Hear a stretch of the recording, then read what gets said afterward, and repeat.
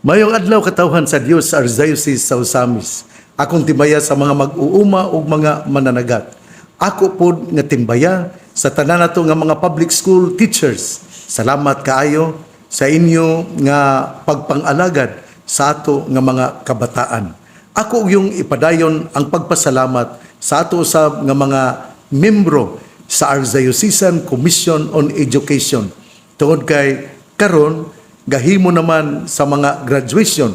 Ingon pananglitan karong adlaw, Pitsa 24, mao ang graduation dinha sa St. John School, School of St. John the Baptist, Jimenez, ang ato nga principal diha, ato nga school directress mao si Sister Helen.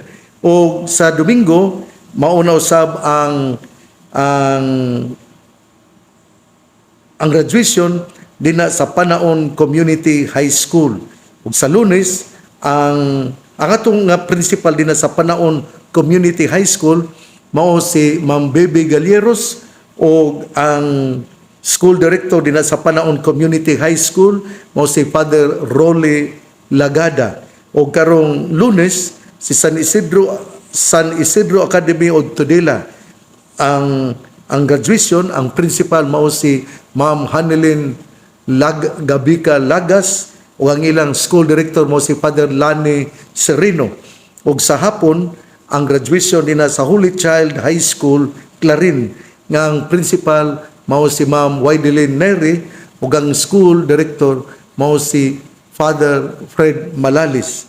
Kana pong adlaw sa Pitsa 27, mauusab ang sacerdotal ordination anniversary ni Father Fred Malalis.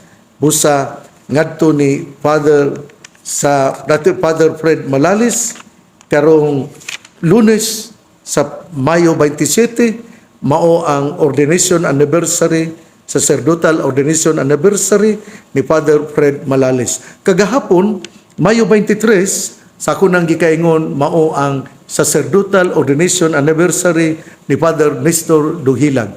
Busa sa mga mitambong o sa mga nag-ampo sa usa ka mainiton nga pasalamat, ingman usab atong ipadayon ang pag-ampo sa ato nga mga kaparian. Sa mga tao nga gaampo ni Father Nestor Duhilag atol sa iyang sacerdotal ordination anniversary kagahapon Mayo 23 sa iyang ika 36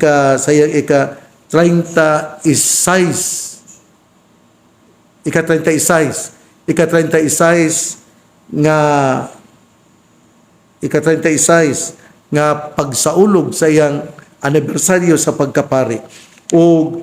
Ugma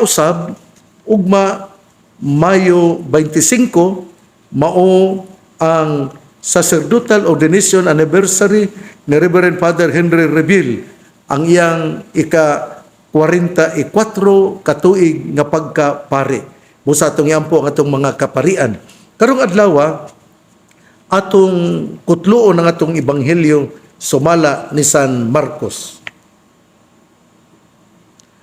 Unya mibiya si Jesus diadtong dapita ug miadto sa kayutaan sa Judea ug mitabok sa suba sa Jordan. Didto may pundok na usab sa mga tao nga mipunsiso kaniya ug sila gitudluan niya sumala sa iyang naandan. Ug dihay mga pipila ka mga Parisiyo nga misuloy pagbitik kaniya. Nangutana sila, nagtugot ba ang atong balaod kang bisan kinsa sa pagbulag sa iyang asawa? Si Jesus misumbalik sa pagpangutana kanila, unsa may gisugo ni Moises kaninyo? Mitubag sila. Mitugot si Moises nga ang bana makahimo pagbulag sa iyang asawa human niya sulatig sulat sa pakigbulag ang iyang asawa. Mingon si Jesus kanila, gihimo kining suguan ni Moises kay kamo gahig-ulo. Apan sa sinugdan sa pagbuhat sa kalibutan, gibuhat sa Dios ang lalaki ug babae. Tungod niini, mobiya ang lalaki sa iyang amahan ug sa iyang inahan ug makighiusa sa iyang asawa ug silang duha mahimo ng usa. Busa ang banag ang asawa dili na duha kundi usa lamang. Tungod niini kinahanglan nga dili bulagon sa tao ang gihiusa sa Dios. Sa didto na sa balay, nangutana ang mga tinun-an kang Hesus mahitungod ning butanga. Mingon si Hesus kanila, ang bana nga mubulag sa iyang asawa og makigminyog laing babae nakapanapaw batok sa una niyang asawa. Ug ang babae nga mubulag sa iyang bana og makigminyo og laing lalaki nanapaw usab. Ebanghelyo sa tong Ginoo, daygon ikaw o Kristo. Mga igsoon, nindot gikay ning atong ebanghelyo karon kay kini pagtulun-an man sa managtiayon sa asawa ug bana. Daghan kayo karon nga mga naguba nga mga relasyon sa asawa ug bana. Daghan usab kaayo ang naghilak nga mga anak. Daghan usab kaayo ang nawad-an og paglaom tungod kay nahunong sila sa pag-eskwela tungod sa panagbulag silang mama ug papa. Sakit biya kayong tan-awon nga ang mga anak nagbagdoy-bagdoy tungod kay wala man matagig atensyon sa inahan ug sa amahan, sanglit naputol man ang talikala sa ilang panaghigugmaay.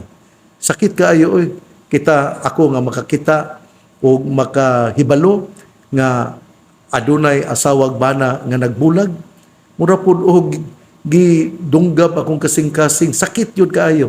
Isip amahan sa Diocese sa Osamis, sanglit ako mang gitan-aw ang kaugmaon sa mga anak, mag-uol gayud ako nga magtan-aw sa nabungkag nga panimalay. Busa ngadto sa buot nga magminyo, pamalandungi yun ninyo. Ato yung hinumduman nga ang kaminyoon hangtod sa kamatayon. Ato yung hinumduman nga dinha sa kaminyoon anaa ang mga tentasyon, anaa ang pagsulay. Apan importante kaayo nga ikaw makapasaylo, nga ikaw makadawat sa mga pinuhatan sa imong asawa o sa imong bana. Nindot kayo ni ba kinibitaw commitment to love until death and readiness to forgive. Bisan pa kung kapila niya nahimo kining maong sala. Usbon ko sa matag panagbulag sa asawag bana, kung doon na sila yung mga anak, ang nahatagan yun o tumang kalisod, maugayod ang mga anak. Ganong gipakatao man ninyo ang inyong mga anak, unya mutalikod man ay kamo sa inyong responsibilidad ngadto kanila. Daghan kayo ang natong pawak sa dautan, mga anak nga nahimong drug addict, mga anak nga nahimong mamumuno, mga anak nga naghimog mga dautan, nganuman tungod kay gibiyaan sa amahan, gitalikdan sa inahan, ug sila nagbagdoy-bagdoy ug wala nay tumong nga naglakaw nining kinabuhia.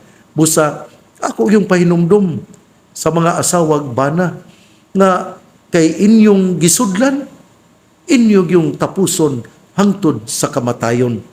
Ang atong Ginoo gipangutana sa mga Pariseyo. Nangutana sila nga gitugot ba sa balaod ni Moises ang pakigbulag sa asawa? Nahitabo gud kini kay si Hesus nagtudlo man sa mga tao nga nagpundok. Nindot kay atong Ginoo no? Every time he has time, he will never forget to teach catechesis to the people. Ug dinhi iya na pud nga gitudloan sa usa ka importante nga leksyon bahin sa pag-inunungay sa asawa ug bana. Ang atong Ginoo sa diyang gipangutana siya, iya pong gisumbalik og pangutana. Unsa may nahisulat sa gisugo ni Moises?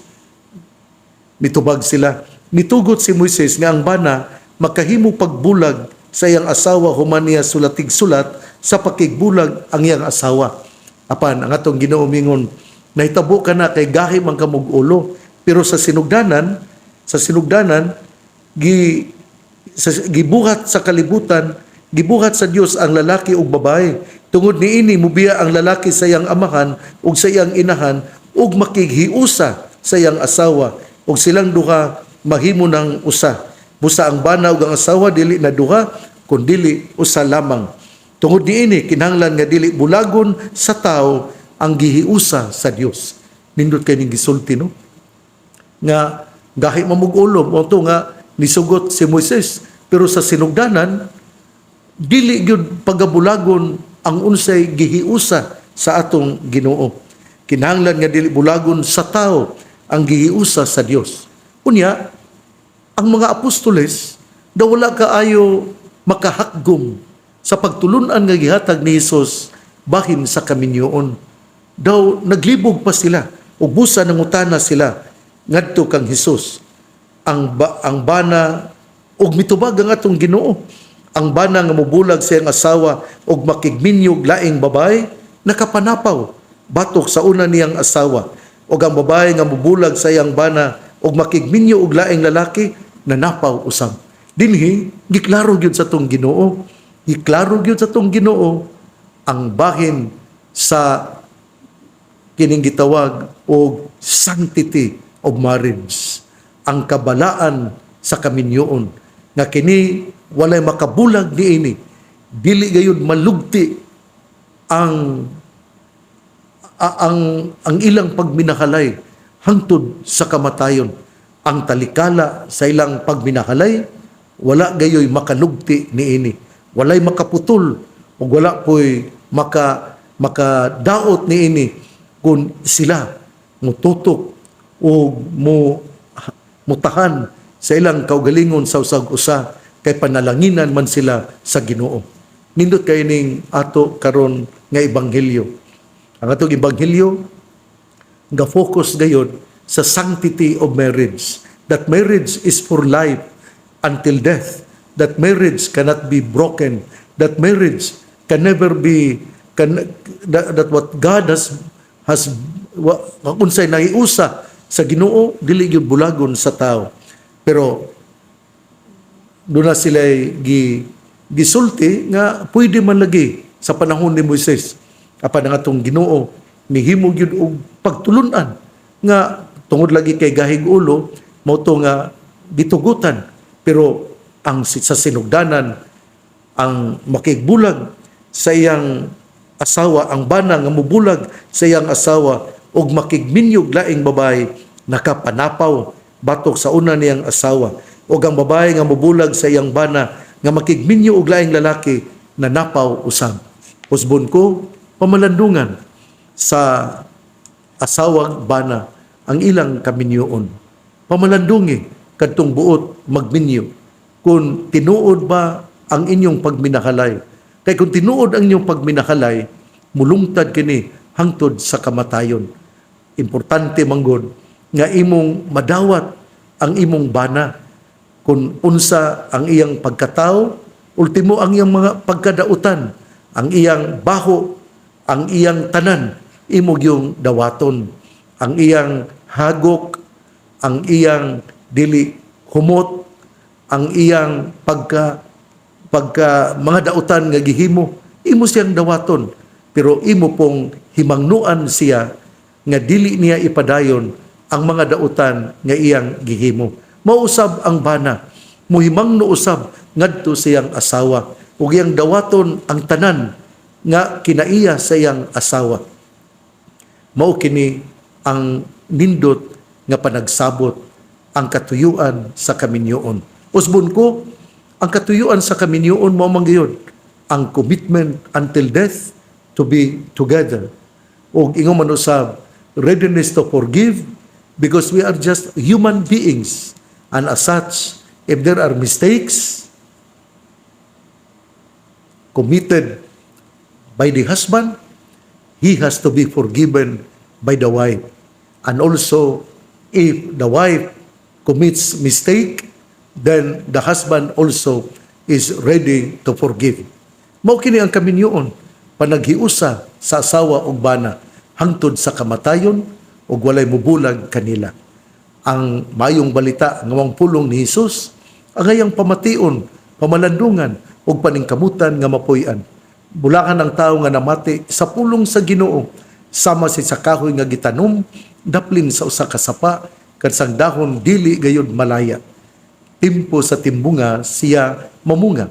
Igsuon, ugma na usab akong ipadayon ang pag-ingon nga kinahanglan gayud nga usisahon sa babae ug lalaki ang mga kinaiya sa buot niyang pangasawon.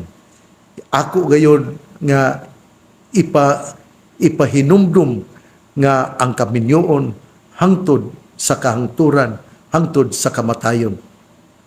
O ako usab nga sultian ang mga asawag bana nga kung kamo magbulag, ang inyong mga anak maoy nasakitan o maoy magantos gani tungod sa panagbulag sa bana og asawa.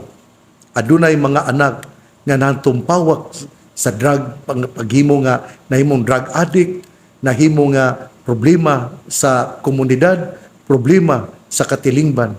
Usa ka mumuno, usa ka drug addict, usa ka tulisan, usa ka dili maayong ehemplo. Busa pabilin gyud kamo asawag bana sa inyong pagkamama ug papa. Ang pangaliya sa mahal nga Birhen Maria nga gisangpit sa mga misamisnon nga Birhen sa kuta, ang Ginoo magapanalangin kanatong tanan. Sa ngalan sa Amahan, sa Anak ug sa Espiritu Santo. Amen. Usbon ko ang pagpahibalo bahin sa Dinner for a Cause nga mahitabo din na sa San Antonio Abad Parish, Labo, Osamis City, Misamis Occidental nga pagahimuon karong adlaw, Mayo 24, 2024 sa alas 6 sa kagabhion dinha sa parokya ni San Antonio Abad, Labo, Osamis City, Misamis Occidental. Ang proceeds niini alang sa kahumanan sa building nga gitukod dinagayod kilid sa simbahan aron mapahimutang ang office sa parokya ug hinguman usab ang balay sa atong Padre Cura. Busa atong tabangan ug niya namong kagabihon usab sa Dinner for a Cause, aduna usay mulingaw ang Rock Child Band ug pipila sa mga parokyano nga mo present sa ilang mga talento.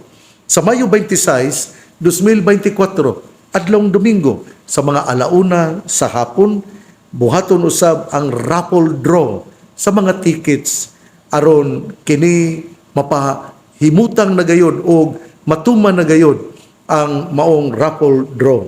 Nga kini i-live sa DXDD, pinagi ni Mr. Manuel Ronquillo Jr., ang ato nga program director, si Father Gestone Gonzaga. Puot usab nga mupasalamat sa Parish Pastoral Council nga gipanguluhan ni Mr. Charlie Pausal, Mrs. Jane Credo, Mrs. Grace Roblon, Mrs. Rose Hamuner. Ingaw na usab sa Finance Committee ni Mr. Abet Acapulco, Mrs. Miraluna Paglinawan, Mrs. Jufra Amiril, ug si Mrs. Nita Sagindang. Ninyong tanan, ngadto ni Father Gestone Gonzaga, salamat kaayo, padayon sa pagkamakugihon.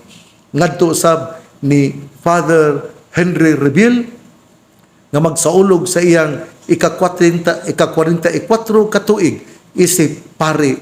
Congratulations. O karong Lunes usab, congratulations ngadto ni Father Fred Malalis nga magasaulog usab sa iyang ika-44 katuig nga pagkapare. Karon diay alas 2:30 dinha sa St. Therese of the Child Jesus, Lahug, Cebu City, akong